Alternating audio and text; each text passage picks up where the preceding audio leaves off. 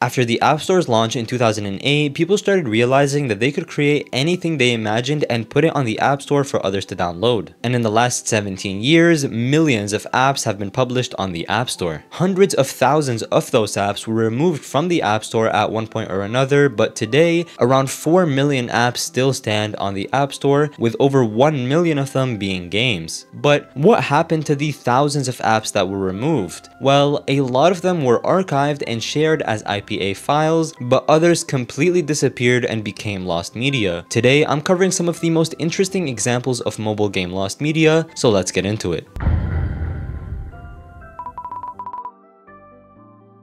Sick Bricks was a Toys to Life game created by Spin Master, and you've probably seen this logo before since they're responsible for creating many childhood toys. They aim to replicate the success that games from the Toys to Life era had, such as Skylanders, but with a unique twist, and while making the toys more affordable and eliminating the $70 starter pack you needed to even start playing the other Toys to Life games. The game was free to play with the option to buy toys and integrate them into the game world. The figures looked a lot like Legos and could be mixed and match to create a unique character combination with different combinations of abilities. The camera would then scan the figures and add them into the game. The game takes place in Sick City, which was under attack by an evil organization run by Overlord Omega. It featured a top-down view where you could tap to move your characters and attack enemies. This game was super accessible to many because a large portion of it was free, and also it didn't require any NFC technology like other Toys to Life games from that time. While other Toys to Life games required a scanner or a portal to work, this one just needed your camera. The launch of Sick Bricks was not unsuccessful, but sales were not as high as Spin Master expected. The Sick Bricks toys stopped production in late 2015, but remained in stores around a year after that, mostly in clearance aisles. What is quite admirable, however, is the fact that the Sick Bricks app remained functional all the way until 2020, when the servers for the app were shut down and the app was removed from the App Store. Even if the IPA or the APK file for the game was found,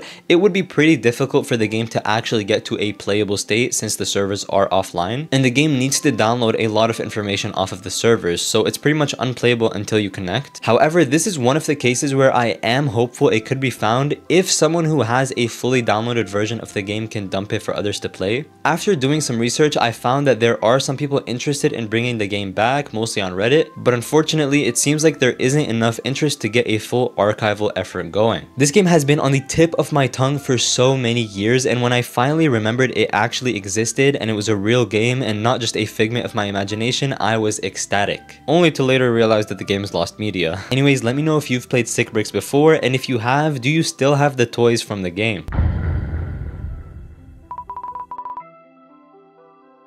On January 3rd, 2013, a video from the channel Thinker titled 14-year-old prodigy programmer dreams in code was published. This video made the rounds across YouTube and other social media and ended up amassing over 12 million views. The video documents a 14-year-old kid by the name of Santiago Gonzalez who was pretty much a genius. He knew over 12 programming languages by heart, and he graduated high school and started college in the 6th grade. And he also finished his master's degree in computer science by the age of 17. Now, you might be wondering what this has to do with mobile game lost media, so just give me a second, I'll get to it. You see, Santiago had created games for the iPhone, iPad, and Mac. At the time that this video was released, he had created over 15 apps for the iPad, mostly consisting of games. He claims his games had thousands of downloads, and considering each one of them cost at least 99 cents, that's a pretty decent number of downloads. Today, all of his apps are long gone from the App Store with pretty much no trace of them whatsoever. And this is like the only clip we have of what games he actually developed, along with minimal gameplay from this same video. Now, there's a chance he didn't remove the apps from the App Store himself and Apple actually did it for him. Because in 2017, with the release of iOS 11, Apple dropped support for all 32-bit apps. And pretty much any apps that were not updated to 64-bit by that time were completely deleted. Well, not deleted completely, but removed from the App Store. And that could possibly explain why the apps are gone since the video is 12 years old. And so they were probably taken down sometime in 2017. I also remember seeing MLG edits of this specific video back in the day,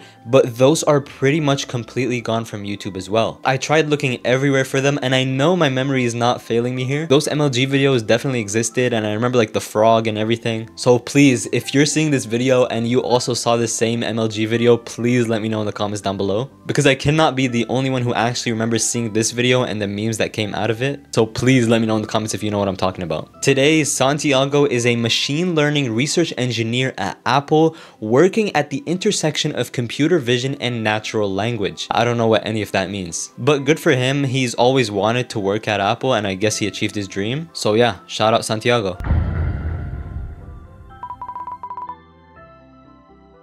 Blox World is a game that is very near and dear to my heart. It was a sandbox building game that is quite similar in concept to Roblox, but it was still quite unique. Instead of requiring a separate program on PC to create your own games, Blox World had an engine built into the app itself that was super accessible and easy to use, so much so that even little kids could create their own games with ease. It also had something that Roblox doesn't really have to this day, which is a robust physics engine completely built into the game. Without any coding whatsoever, users could create working planes, cars, and some pretty complicated builds just through the in-game engine. There was also an optional block-based logic system that is very similar to Scratch in the sense that you could program certain things to behave in specific ways, and it was pretty easy to understand. Once users create their game, they can publish it for everyone to be able to play completely free of charge. When people played or interacted with your games, you got coins which you could then use to buy certain block packs that you could add to your builds. So there was this entire in-game economy for free. The game peaked in popularity between 2014 and 2017 with a slow decline after 2017. It kept declining all the way until 2020 when Linden Labs, the company behind the game, announced that they were shutting the game down along with its servers. This sucked because players who had put hours into creating their own games and worlds lost everything completely with no real way to archive their builds. And so after the game shut down, the game slowly faded into obscurity and became lost media. But this might change because in 2024, they announced that they were working on an effort to revive the game. A Kickstarter campaign began and over $28,000 were raised to help fund the game's revival. The game is currently available for wishlist on Steam, and there is hope for the iOS version to be released quite soon. I really hope this game picks up traction again since I used to play it so much as a kid, and I hope at least a few of you guys did as well. When the re-release does happen, the game will probably be quite different to the original, so we can't say that the game will be fully found once it does re-release, but it'll be somewhat similar to the original, probably just with UI and graphics updates, and I'm fine with that, to be honest. Anyways, let me know what you guys thought about these lost games, and this was honestly a super nostalgic video for me to make since every one of these were somewhat part of my childhood, and I hope that there are others watching and hopefully commenting that shared the same experience as me, because I'd be pretty sad to find out I was the only one to have played these games or to have watched this video. But a like and sub would be truly appreciated, and let me know what type of video you'd like to see from me next and what games/topics you'd like me to cover.